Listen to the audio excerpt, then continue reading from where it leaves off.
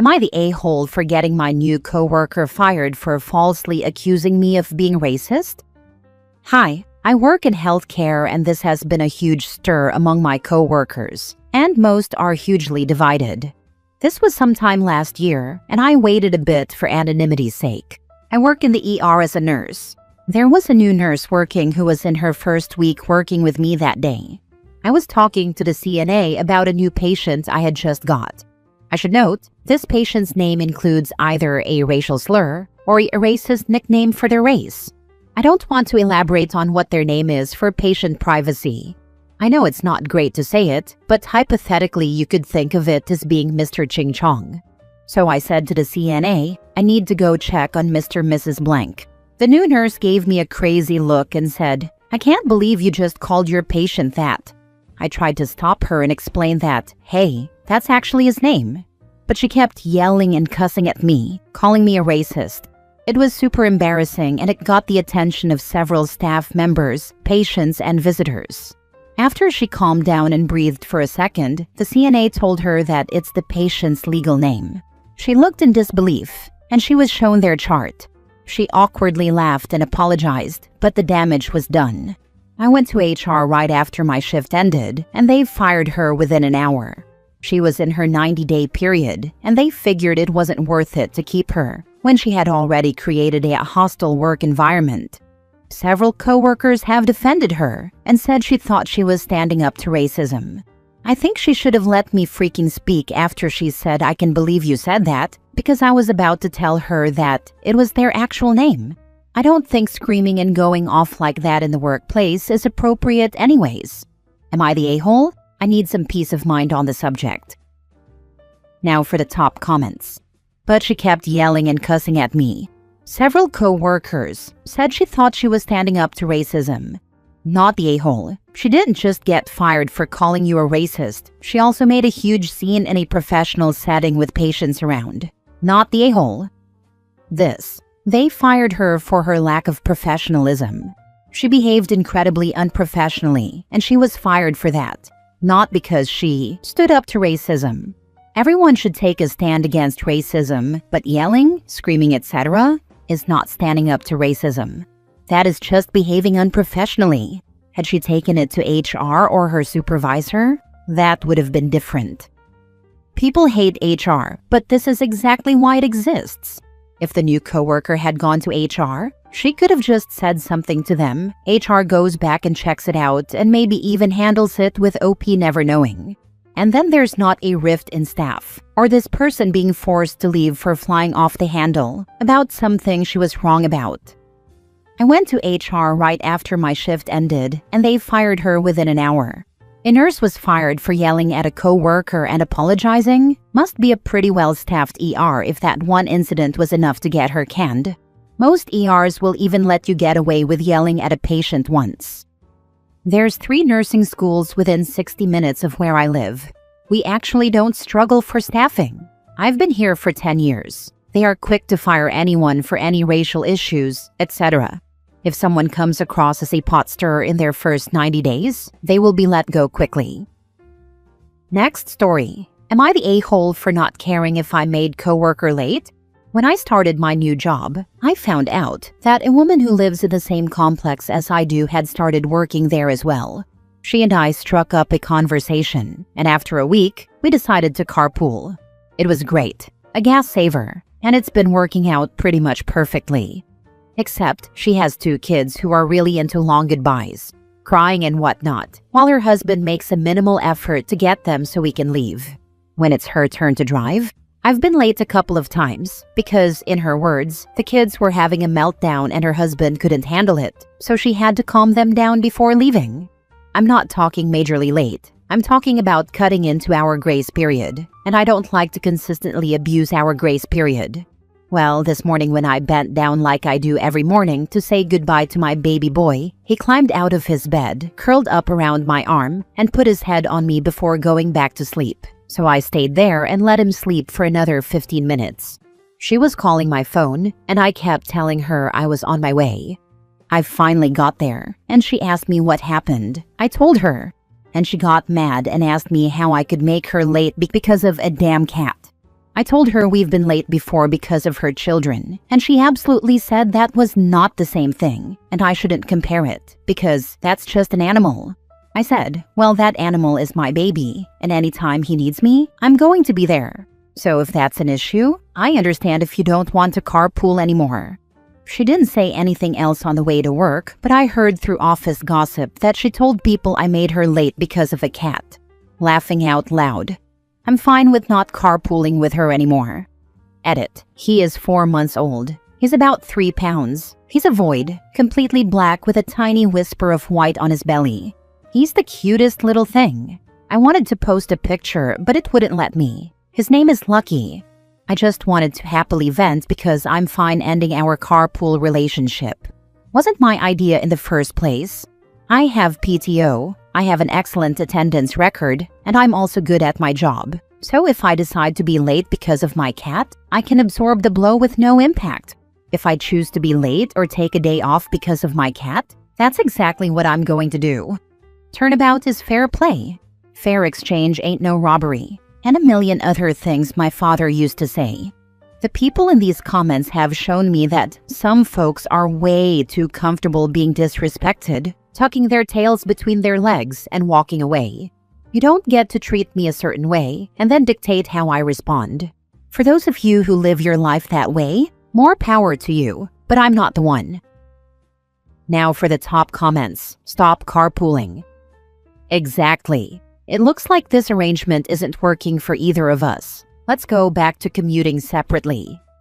Not the a-hole, and I definitely would have bailed on that carpool the second time she made me late. She's pretty much lacking in self-awareness. Totally agree here. Funny how her kid's drama is fine, but a cuddly kitten nap is outrageous. Lucky's got more chill and empathy than she does.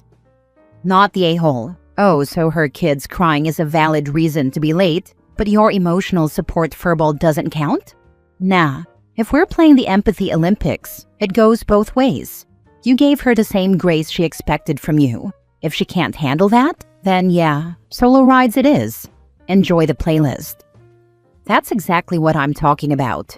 I don't like her music anyway, lol.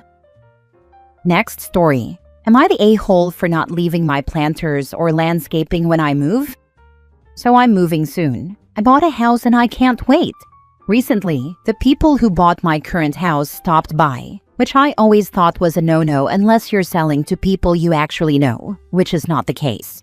The reason for their visit was because they want me to leave my lawn decorations, including my planters, and they also want me to landscape the lawn for them. They said they saw pictures of the lawn from last year and that it was one of the selling points, and they want me to do this at no extra cost to them. I told them no, that the planters were very expensive, and the cost to buy the plants and do the work was more than I wanted to take on, especially when I have a new lawn that I need to take care of. They said they may need to back out of the sale if that's the case. Here's the thing, I know a few things about real estate. My mother and her husband work in real estate, so I've picked up on a few things. Both houses are under contract, and if they were to try and pull out of the sale, then I can exercise a no cancellation clause. I could either sue them or force the sale of the house on them. I told them this as well. I also told them it's a small lawn, and between the two of them, it wouldn't take long to do, and they can add their own touches. They called me an a-hole, and one of my neighbors told me I should just do it to leave the house on a good note. I told them I'm already leaving on a good note because I'm scrubbing all the rugs, washing the windows, painting, fixing holes, and doing a general deep cleaning. So, am I the a-hole for not leaving my planters and landscaping when I move? Not the a-hole. I would contact my listing agent and talk to them about this. That buyer should not be coming around talking to you about anything outside the contract. I was always under the impression that you are not supposed to have any contact between both parties, and if there is anything that needs to be discussed, it goes through the agents. If you are selling to someone you know, then it's different. But this is not the case, so to me they have done a couple of things wrong. Not the a-hole. If the sales contract did not say that planters were being left, there is no obligation to do so. Landscaping the lawn is the new owner's responsibility. Again, unless there is a provision saying otherwise, which would be weird, but very noticeable. They are demanding what they want, not what they are entitled to. Tell the neighbor he can help them and be on great terms with his new neighbors, if you even speak to them again. I think the only reason the neighbor is on their side is because he doesn't want me to move. But I did tell him to help them since he really does nice work. His lawn looks better than mine. Next story. Am I the a-hole for winning my mom's storage unit at auction instead of giving her the money to save it herself? I, 24 female, was in and out of the foster care system.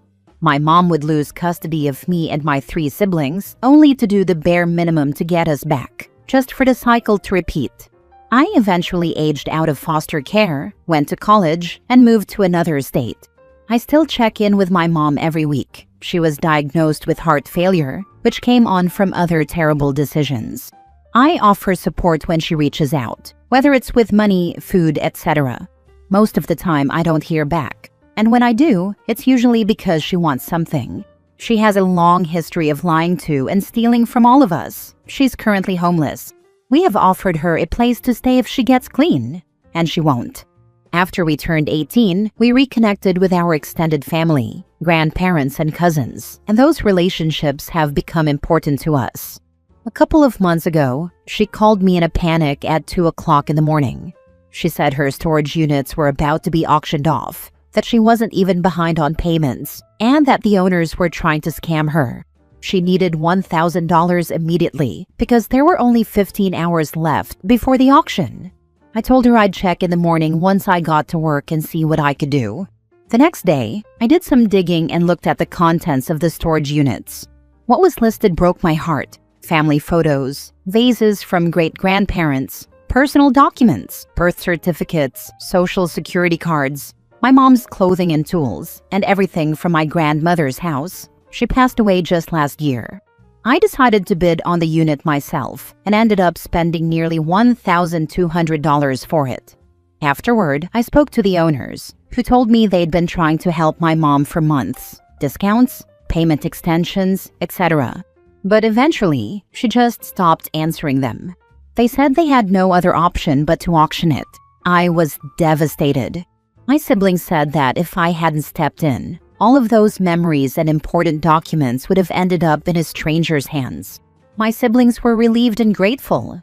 But my mom, she accused me of violating her trust, told me I emotionally robbed her, that I stole from her and said I was a mistake. She even claimed our grandparents would be ashamed of me. I ended up taking a few days off work, drove out of state to the unit, and went through everything. I only kept what belonged to me and my siblings. Photos, documents, anything tied to our family history. I didn't throw away a single item of hers. Instead, I rented a new storage unit just down the road, moved all her belongings there, and paid 3 months in advance. I gave her all the information. Now I'm stuck with this heavy feeling. I can't shake the guilt, like I crossed the line or sank to her level somehow. But at the same time, I couldn't bear to see everything important to us vanish, especially knowing it would probably happen again in 6 months. Am I the a-hole for buying the storage unit out from under her? First off, you are not the a-hole, not by a long shot. Next, from this internet stranger to you, I am so sorry for this painful situation. I know this is a difficult time for you and your family. Most importantly, though, please take the time to be very gentle with yourself during this time. It sounds like you're carrying a big burden with you. Other people's words and pain, memories that perhaps aren't yet healed, and many other things. The heavy feeling you said you're stuck with, the guilt and concern you feel, are very real feelings, and I hope you truly give yourself space and grace to feel them, to cry, to vent, and even to laugh when needed. I wonder if the feelings you describe might also be a sort of grief. Grief over the situation, grief over your mother's health, grief over the evident pain your mother is experiencing in life that led things to get this bad, and even grief over an innocence, or just a time in your life that you may realize isn't there anymore. Consider also being deliberate in the language you use to describe what just happened. Buying it out from under her sounds different than a reframe like, saving important family treasures, and helping the family. Are there ways you can describe this differently in the words you use? Are the things Mom is saying actually being spoken from her place of pain and fear, not from her truest sense of love? Lastly, again, I am sorry for your situation here and sincerely hope that things get better. Thank you for taking the time to write such a meaningful post. I appreciate your kindness, as it has helped me see the situation as it is. There is a lot of truth in what you've written. Working on myself has been a journey that will never end. I honestly felt all right until she called me. The things she said broke my heart. I do not want to hurt her. I feel the need to win her over and make her proud. And I know that makes me sound ridiculous as an adult, but I can't shake it. After reading some of the comments, I see it clearly from both sides. I think I need to take more time to process how I feel about the situation and see where I can go from there. Next story. Am I the a-hole for reporting my parents for taking out debt in my name? I'm 22 and just finished my 3rd year of university. Until recently, I was living with my parents. We've always had a decent relationship, though they've been strict at times. Recently, I started planning to move out. I found a rental I really liked, but during the application process, I discovered that my credit score was extremely low. I was confused since I've never opened any credit accounts or loans in my name. After some digging, I realized my parents had taken out multiple credit cards and loans under my name. It totaled around $60,000. I hadn't known about any of this, and they never gave me access to the mailbox, and I wasn't receiving any bills. When I confronted them, they said they did it during a tough financial period and planned to pay it off, but had fallen behind. They insisted I was overreacting and that this was temporary. I asked them to take full responsibility and clear the debt. I also asked for more independence in the house while I figured things out, including being allowed to have my boyfriend visit or stay over. They refused both. They told me I was being disrespectful and that I had no right to make demands while living under their roof. I didn't see a path forward, so I asked my aunt if I could stay with her temporarily. She agreed and was very supportive. After hearing everything, she encouraged me to report the situation to the police. I did. My parents were charged with identity theft. They're extremely angry and have told the rest of the family that I betrayed them. I didn't want things to end up this way, but I genuinely felt like I had no choice. I couldn't see a future for myself if I was stuck with this debt and still under their control. I feel guilty because I know this will have long-lasting consequences for them, but at the same time, I feel like I need to protect my future. Am I the a-hole for involving the police and pressing charges against my own parents? Not the a-hole. If you don't want to be charged with identity theft, don't commit identity theft. Yeah, that's right. Thanks. I really appreciate your response. Don't forget, besides the illegal activity, they tried to sabotage your future.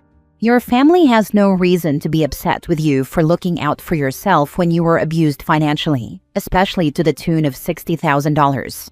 Not the a-hole. And please make sure to lock your credit as well as NCTUE. NCTUE handles utilities and isn't always covered just by locking your credit reports. Not the a-hole. They would have ruined your credit. It's already ruined as it is. I'll need a miracle to cover it back.